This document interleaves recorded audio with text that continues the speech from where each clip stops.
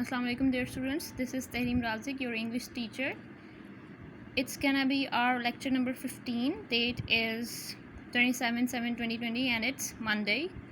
We are gonna read page number 23 to 24 of your reading book. So open up your reading book, page 23 or 24. Here we are. It's page number 23. हमने story शुरू की थी asking permission, जिसका background ये था कि बाला और उसकी वाइफ जो कि गांव में रहते हैं, और बाला को पसंद है ब्रिंजल भुजिया, और उसकी वाइफ एक दिन बनाना चाह रही थी भुजिया, लेकिन ज़ाहिर भुजिया बनाने के लिए बैंगन चाहिए थे. बैंगन लाने के लिए उसने अपने हस्बैंड को कहा and he went to field, जहाँ पे उसने जाके बजाय ये कि उसके फील्ड के ऑनर से परमिशन मांगता, उसने फील्ड से ही परमिशन मांगना ज़्यादा मुनासिब समझा. यहाँ पे जो फील्ड का वर्ड है इसके ऊपर लिखें खेत, और हमने लास्ट टाइम जो यहाँ पे फसल लिखा था, इस फसल के ऊपर लिखें क्रॉप. फसल कहते हैं क्रॉप को, फील्ड के लिए वर्ड है खेत. ये दोनों टर्म्स आपको पता होने चाहिए. इसके अलावा इंस्टेड हमने लास्ट लेक्चर में देखा था, इसके ऊपर लिखें इसके बजाय. इंस्टेड का मतलब है इसके बजाय, यानी कि उसने ये जब वो गया था खेत में बैंगन लेने, तो उसने ये नहीं किया था कि जल्दी से बैंगन वहाँ से तोड़ता और भाग जाता, बल्कि उसने ये किया था कि उससे परमिशन मांगी, यानी कि खेत से परमिशन मांगी. उसको पता था कि खेत बोल नहीं सकते, but still he did that. और लास्ट में जो हमने यहाँ पे बल के लिखा था, इसके यहाँ पे लिखें रादर, RATHER. रादर का मतलब होता है बल के. ये टर्म दोनों क्योंकि कंफ्यूजिंग होते हैं, तो ये दोनों आपको पता होने चाहिए, जैसे इंस्टेड और रादर, और इसी तरह फील्ड और क्रॉप. तो अब हमने यहाँ तक कर लिया था जहाँ हमने लास्ट में डेट मेंशन की थी. अब हमने करना है इसके आगे से. सो इसके बिल्कुल 7 डेट मेंशन करें, जो कि है 27/7. Why only one dear Bala, he replied. अच्छा, हुआ ये था कि वो जब गया था ना फील्ड पे बैंगन तोड़ने, उसने विस्पर किया, यानी कि बहुत ही हल्की आवाज़ में ज़मीन के करीब और झुक गया था ना, वो खामोशी से हल्की सी आवाज़ में उसने कहा field may I take a brinjal, क्या मैं एक बैंगन ले सकता हूँ. आगे से why only one dear Bala, उसने जवाब क्या दिया कि सिर्फ एक क्यों बाला, प्यारे बाला सिर्फ एक क्यों. He replied pretending to be the field. Pretending का मतलब होता है दिखावा करना. इसके ऊपर लिखें दिखावा. यहाँ पे ब्लॉग में भी लिखा हुआ है acting as if he were the field. ऐसे एक्ट करना जैसे वो खुद ही फील्ड है.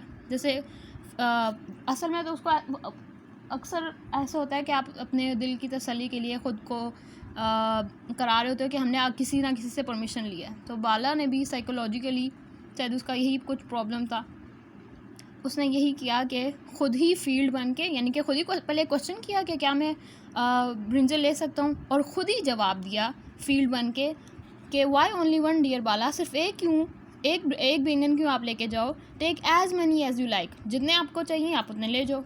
उसने ये खुद बोला था, ऐसे प्रिटेंड किया था कि जैसे फील्ड से आवाज़ आ रही है. बाला टुक अ डजन ब्रिंजल, तो उसने भी क्या किया, फील्ड ने उसको इजाज़त दे दी थी ना. अब फील्ड ने इजाज़त नहीं दी थी, असल में बाला ने खुद ही इजाज़त दी थी. तो उसने वहाँ से डज़न ब्रिंजल, यानी कि डज़न का मतलब होता है 12 बैंगन वहाँ से उसने लिए एंड वेंट होम, और घर चला गया. अ फ्यू डेज़ लेटर, कुछ दिनों बाद क्या हुआ, he wanted to eat brinjal again. उसका दिल चाहा कि फिर से बैंगन खाए जाएं. Bala went to the field a second time, वो फिर वहाँ गया फील्ड पे, खेतों में फिर वहाँ गया. And then again and again, और इसी तरह जब उसका दिल चाहता था वो आराम से जाता था फील्ड पे, और अपनी मर्ज़ी से जितने बैंगन उसको चाहिए वो तोड़ के घर चला जाता था, और मज़े से भुजिया खाते थे वो और उसकी wife. Buta the owner of the field, Buta known है. जो बूटा कौन है, ये भी एक और कैरेक्टर है स्टोरी का, और कैरेक्टर इसका रोल क्या है, ये है फील्ड का ओनर. यानी ओनर के ऊपर लिखे मालिक, यानी कि उन खेतों का, ब्रिंजल के जो खेत थे उसका मालिक है बूटा.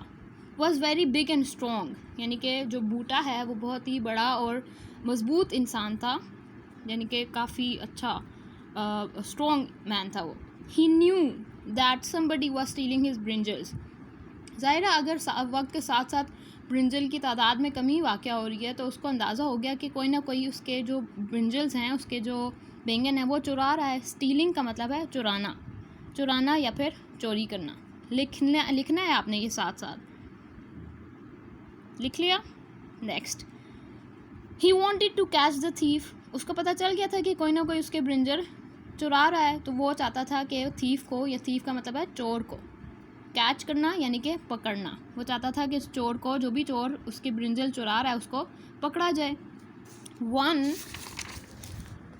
नाइट, एक रात क्या हुआ, he saw Bala go into the field. उसने देखा कि बाला जो है वो खेत की तरफ जा रहा है। ऐसा होता है ना कि जिसकी चीज़ चोरी हो रही हो फिर वो नज़र रखने शुरू कर देता है अपनी चीज़ पे, कि देखा जाए कि कौन है जो आखिर हमारी उस चीज़ को चुराता है। इसी तरह बूटा ने भी किया, वो भी अपने खेत पे नज़र रख के बैठ गया और उसने देखा कि बाला जो है खेत की तरफ जाता, उसको दिखाई दिया। ही फॉलोड हिम, उसने उसका पीछा किया। फॉलोड के ऊपर लिखें पीछा करना। फॉलो करना का मतलब है पीछा करना। ही फॉलोड हिम, उसने उसका पीछा किया। Bala went straight to the brinjals. Bala अपनी, जैसे उसकी आदत थी, उसका फिर दिल चाहा तो वो आराम से गया फील्ड पे और अपनी मर्जी से बैंगन तोड़ने थे उसने। वो सीधा गया स्ट्रेट टू द ब्रिंजल, यानी कि सीधा बैंगन के पास गया। एज़ यूजुअल, यूजुअल का मतलब होता है मामूल के मुताबिक, यानी कि जैसे रूटीन थी उसकी। यूजुअल का मतलब लिखें मामूल की तरह, मामूल की तरह, या फिर इंग्लिश में इसको कहते हैं इन रूटीन। जैसे उसकी आदत थी रूटीन में, जैसे वो करता था, जब दिल चाहा जाके बैंगन तोड़ लिए, जैसे कि उसकी अपने ब्रिंजल के खेत लगे हों। As usual he asked the field for permission. जैसे कि उसने पहली बार परमिशन मांगी थी ना फील्ड से, खुद ही अपनी आवाज़ निकाल के उससे पूछ रहा था कि फील्ड मैं टेक अ ब्रिंजल। फिर आगे से फील्ड खुद ही जवाब देता है फील्ड बन के कि take as many as you want और एज़ यू लाइक। उसने उससे फिर फील्ड से परमिशन मांगी टू टेक द ब्रिंजल्स, कि वो ब्रिंजल जितने चाहे ब्रिंजल ले जा सकता है। उसने परमिशन मांगी फील्ड से। Then he gave himself permission, और जैसे पहले किया था अब भी उसने खुद ही फील्ड बन के खुद ही परमिशन दे दी। But before he could pluck the brinjals, लेकिन इससे पहले कि वो ब्रिंजल तोड़ पाता। प्लक का मतलब होता है तोड़ना, प्लक कहते हैं तोड़ना। इससे पहले कि वो ब्रिंजल तोड़ पाता, बूटा जम्प्ड ऑन हिम। बूटा जो है उसके ऊपर उसने जंप लगाई। जंप का मतलब है उसको काबू कर लिया, उसको पकड़ लिया, या और मज़ीद उर्दू में कहते हैं झपट पड़ना। इसका मतलब लिखें झपट पड़ना या फिर पकड़ लेना, जो भी आपको इजी लगे आप लिख सकते हैं।